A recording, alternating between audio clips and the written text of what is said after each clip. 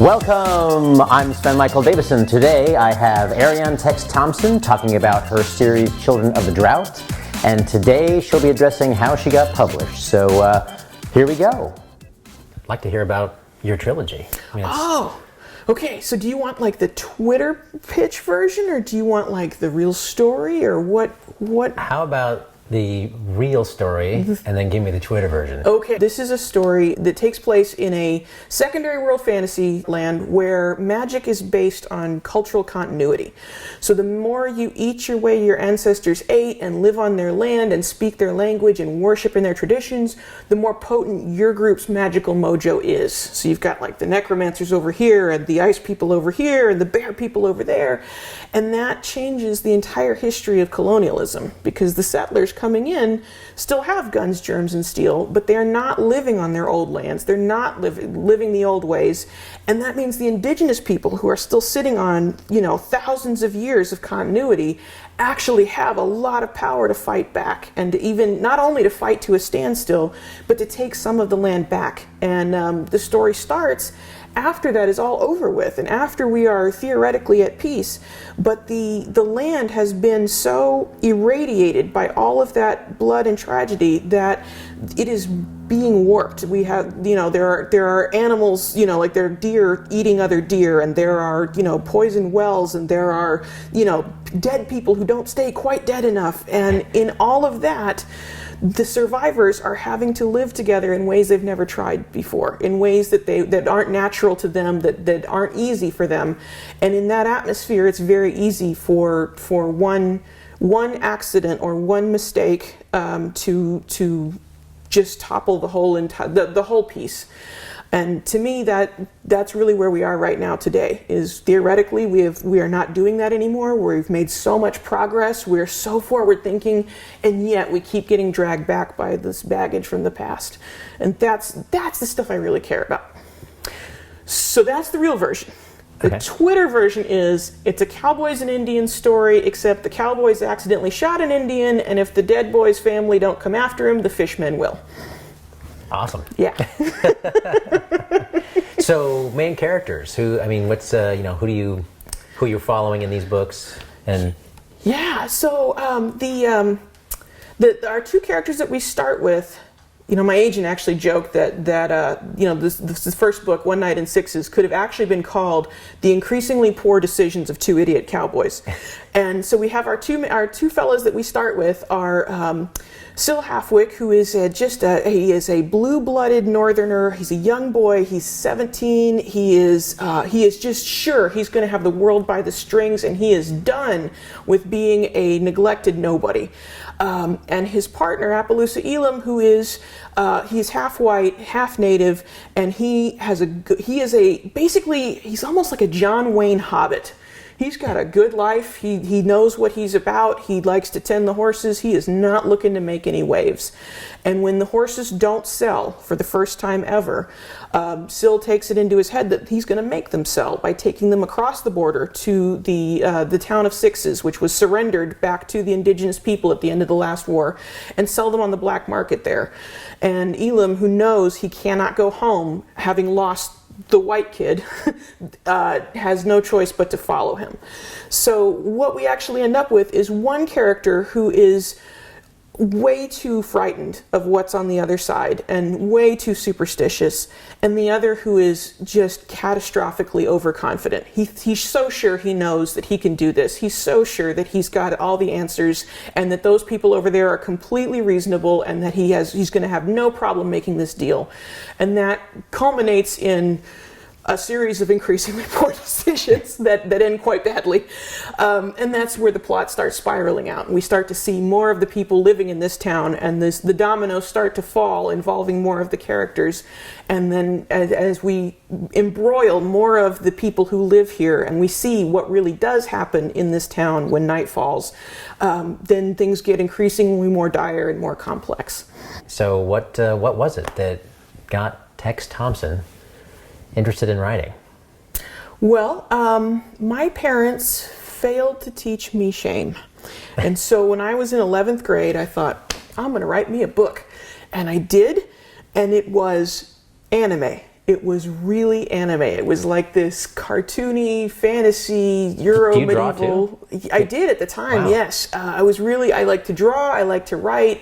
By the time I graduated high school, I had finished this book, and it was 160,000 words of steaming garbage, and I loved it. It was so much fun. And over the next few years, I went to college, and I felt like I had to choose between art and writing, which was dumb, but I did, and I chose the writing, and I kept working on it, and I kept rebooting it and revising it and outlining it, and I had one version that was like kind of this weird screenplay thing, and another one that I got 3 chapters into, and it turned into this bizarro outline, and I scrapped that, and I kept starting over until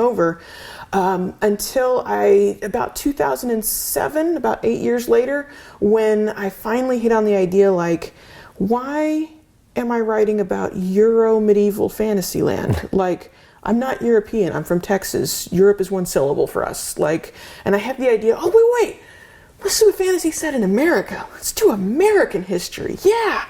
And I don't know if you've actually looked at American history, but that was a terrible idea because it is just, that really changed the whole story. And that's when on the one hand, it meant starting all over again, and it completely changed the entire story, all of the characters. But that was when I hit on something that I really cared about. And that's when I felt like the writing really took off. How did you actually, get these published? How did you go about all that? So okay, yeah. So in 2000, I started the anime novel in 1999 when I was a junior in high school. Finished that in a couple of years. Spent the next 6 or 7 writing intermittently, rebooting intermittently, going to college, whatever. But from 2007 to 2010, I had this big idea. I finally knew what I really cared about, the kind of story I really wanted to tell. And so I spent 3 years just writing it as every spare minute I could. And when I was done, I had a 300,000 word unpublishable pile. And I thought to myself, well, that's not going to sell. So I broke it into 3 pieces, and I spent the next 2 years cleaning and polishing the first piece. The early feedback that I got from my beta readers was, these characters are really cool and the dialogue is awesome, but it feels like it's happening on a cardboard backdrop. There's just no interest anywhere. And so I had to take I think I spent another entire year just going back and fleshing out the world. Who lives in this town? Where are the various pieces of it? Who was there before, and how did they lose it? What's happening now? What is just off screen? And so after that was in 2012. I crawled out of my sweaty, lightless word hole, and I joined the DFW Writers Workshop, which meets every Wednesday night in Dallas. It's about 60 writers every week, and we all break off into small groups, read and critique, and they just really kick-started my revisions. They had a lot of good insights. I cut out like 24,000 words out of the first book without losing a single line of dialogue or a single scene. It was just extra bloat that I was able to slim down. I took that book in May of that same year to the DFW Writers Conference, where I met a very nice agent. She walked up to me, just all smiles, and said, "Hi, I'm Jenny." And I'm like, "Hi, you smell pretty." And somehow she failed to be completely appalled. We had a really good conversation, and she asked to see the whole thing. I sent it to her a few months later, and a few months after that, she sold it in a 2-book deal to Solaris, and we've kind of been off to the races.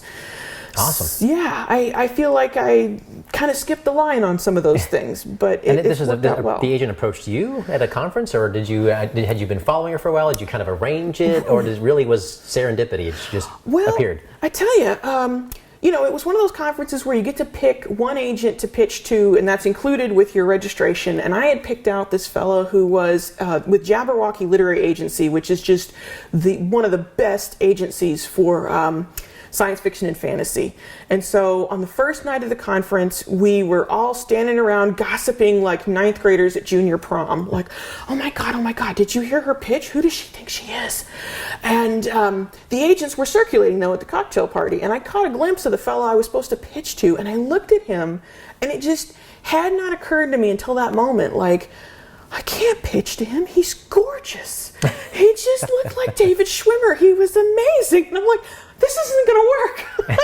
So when Jenny was working the crowd, and she came up, and she is just like the platonic ideal of a kindergarten teacher. She's from Minnesota. She's warm and friendly. She's got a cute dress and her red cowboy boots.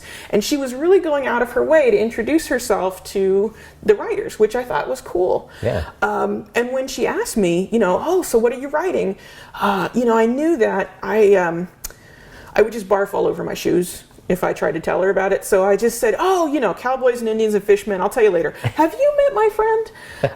And what actually worked out really well was that, we would see each other periodically over that weekend and just say hi in the hallway and this and that. So that by the time I worked up the guts to buy a second pitch session and go talk to her on Sunday, I was ready to have a real conversation with her, and it wasn't just a canned pitch. I realized later than I should have that yes, I had been following her on Twitter. She was the agent with a doctorate in history from Harvard, and that was exactly the kind of person I wanted to talk to. And when it was my turn to sit down with her, she said, "Oh, what is your book about?" And I said, "Well, I'd love to tell you about it, but I'd like to ask actually, what made you want to get a doctorate in history?" And we got to so it really helped to cement our relationship on that level first before we got into all of the nuts and bolts about here's my book and this is the character and here's the plot. And American history? Yeah. Wow. Yeah, her focus is actually her doctoral thesis came out as a book last year, and it's about the emergence of the middle class in 18th century Charleston, I think that's South Carolina. So her focus is more revolutionary colonial than Old West, but we have plenty to talk about. So when she decided to represent you, did she actually make changes to the history of your books? Did you guys edit together at all, or did she just go right out with your manuscript and that was that? She asked to see the whole thing in May. I didn't send it to her because I was frantically revising it. In August, she emailed me and said, "Are you ever going to send me that thing?" And I'm like, "Shoot, now I guess I gotta." And I said, "Oh, I was really interested in this. Would you like to, do you have time for a phone call at some point?" And I'm like, "Yeah." But there's two kinds of phone calls, right? There's the, "I love this and I want to represent you" phone call. And then there is the, "this has potential but needs significant work" phone call. And I didn't know which one it was going to be. So when she called and we talked and she said, "I think this is really great and I'd like to represent you," I made sure to ask, "Are there any changes that you need before we sign on the dotted line?"